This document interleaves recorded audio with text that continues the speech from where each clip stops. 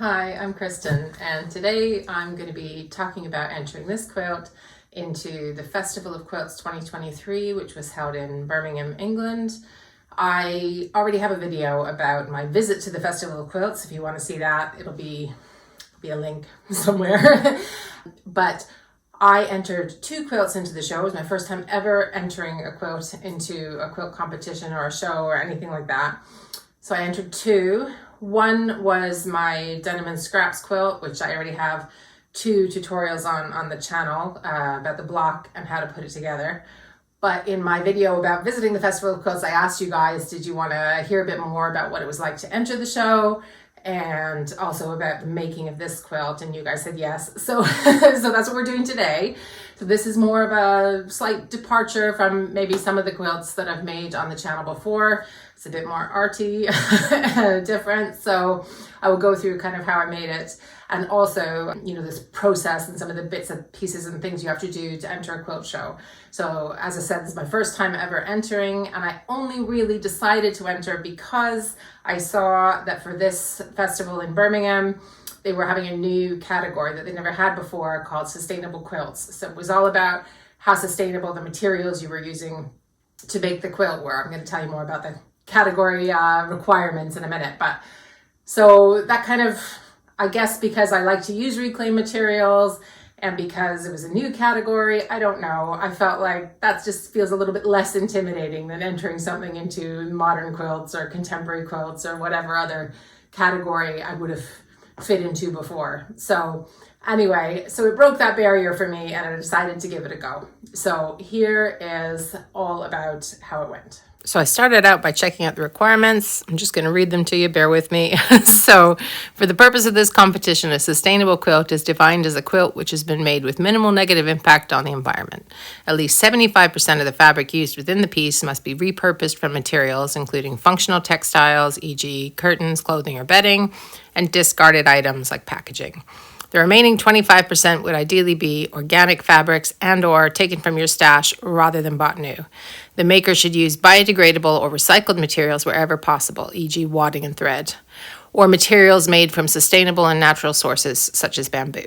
Judges will take the design, composition, and execution into account, but the emphasis will be on the sustainability of the piece. Entrants should therefore provide as much detail as possible in their submission about what makes their quilt sustainable.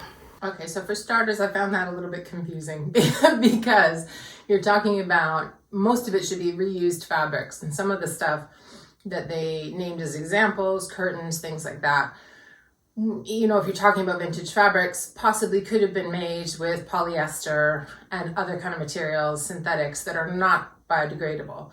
And so then they're talking about you should be using biodegradable fabrics like like bamboo and cotton thread and things like that. So I was a little bit, which way do I go with this kind of thing?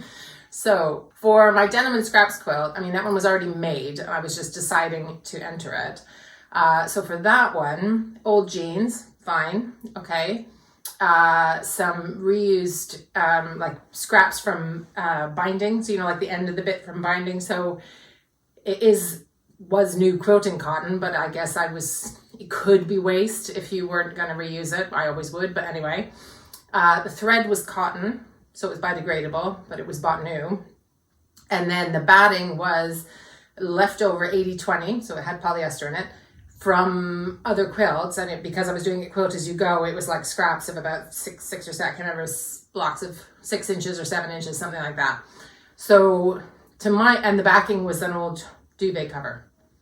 So in my mind, that was kind of reuse and that was sustainable, but I'm not sure it quite fit all of their criteria because of the polyester and all that, so I wasn't sure. Anyway, but I submitted it and they, I think I'll show you the little slip later on about the comments, and it said sustainable. It didn't say there was any issue with that. Okay, this one, I was like, okay, I'm going to use all reused. So you know how it's saying 75% reclaimed. So I used old jeans, yep.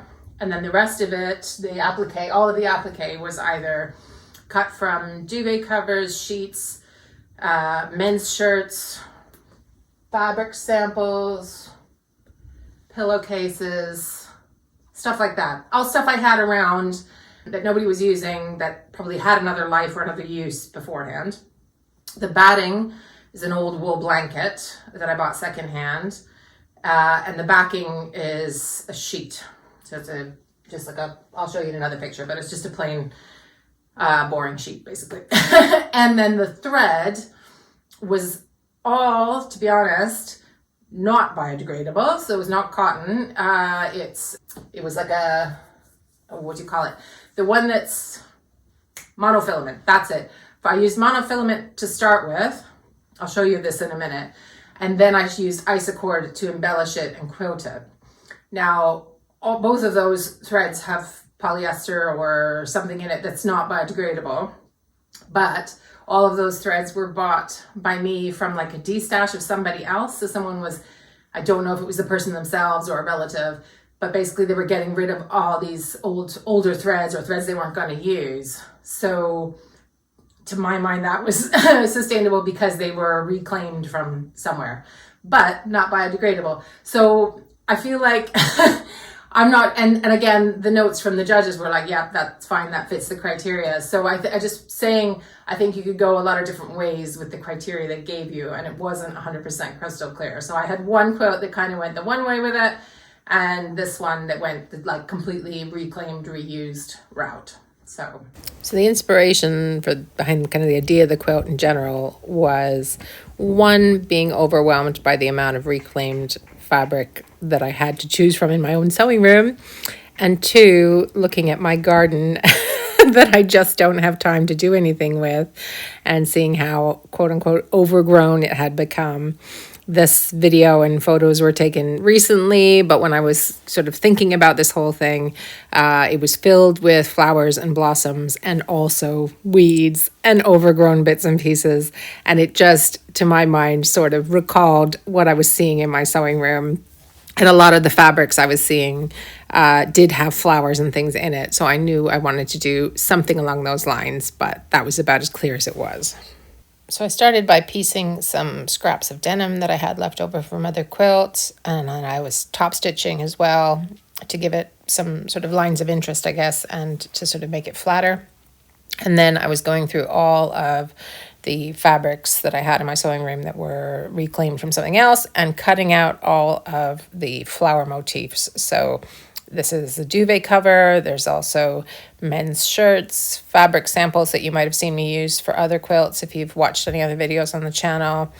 There was a bit of an old sari. There was pillowcases, loads of little things with flowers on them. So it was a lot of time cutting them out. I cut them out pretty close to the edge of the flower itself. I didn't leave a whole lot of the background on them. And then for some of the ones that didn't have flowers, I used this accuquilt die to kind of just cut out some more petally shapes that I could use in different places. So then the idea was just to place these flowers on. I sewed them on with that monofilament thread I was talking about in kind of units. So I would sew on a bit, and then if the applique kind of ran off the edge, then I wouldn't sew that down until I joined the next unit of denim, if you get what I mean. So it was it wasn't planned in advance. It was just a bit of a jigsaw. So I took all these photos to kind of look at it and go, do I like it here? Do I not?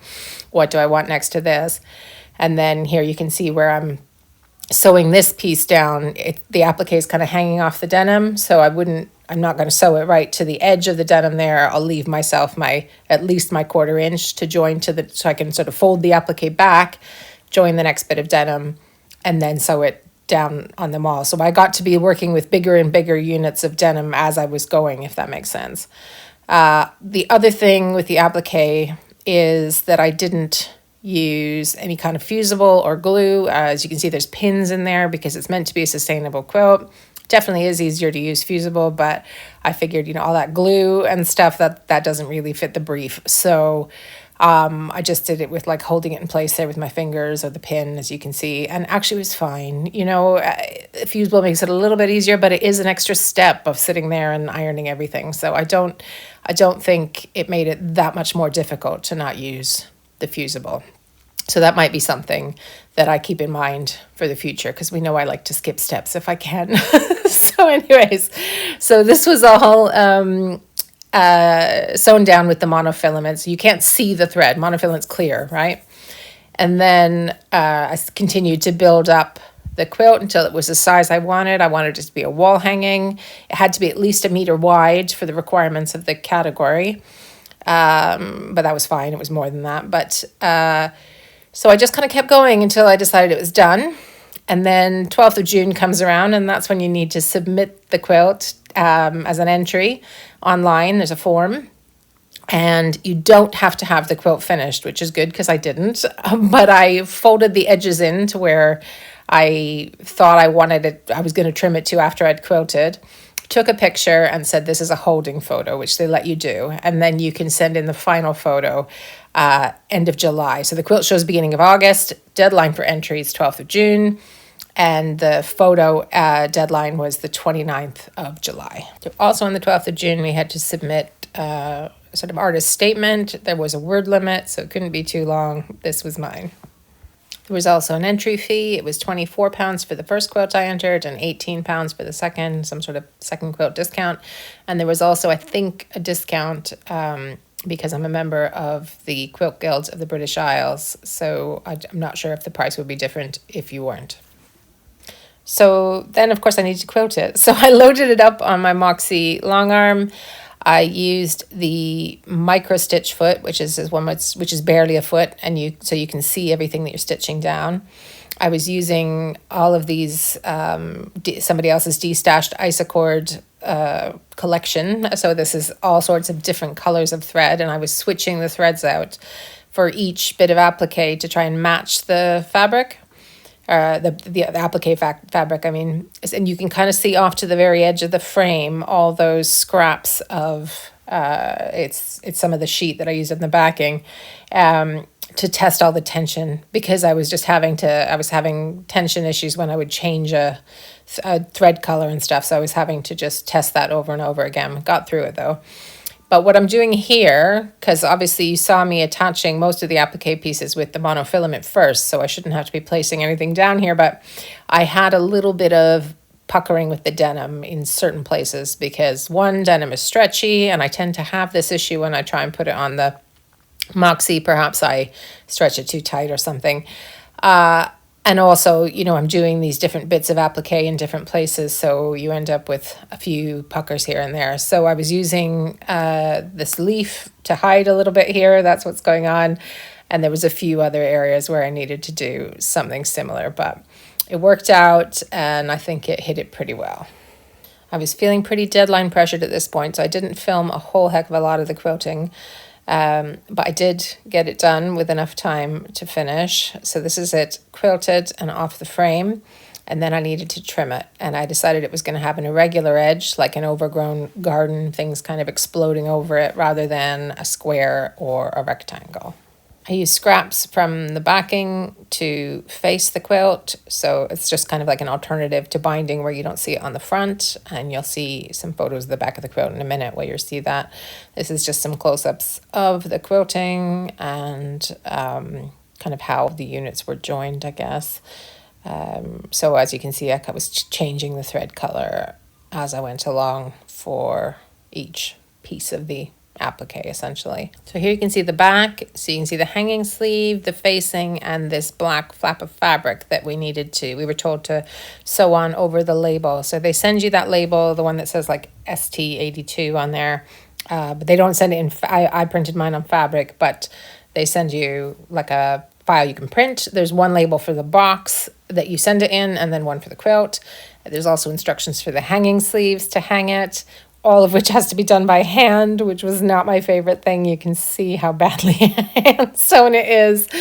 Anyway, and then I needed to get it boxed up. They recommend acid-free tissue paper between each layer, bubble wrap around the whole thing, and then in a cardboard box. So finding a cardboard box the right size was a thing.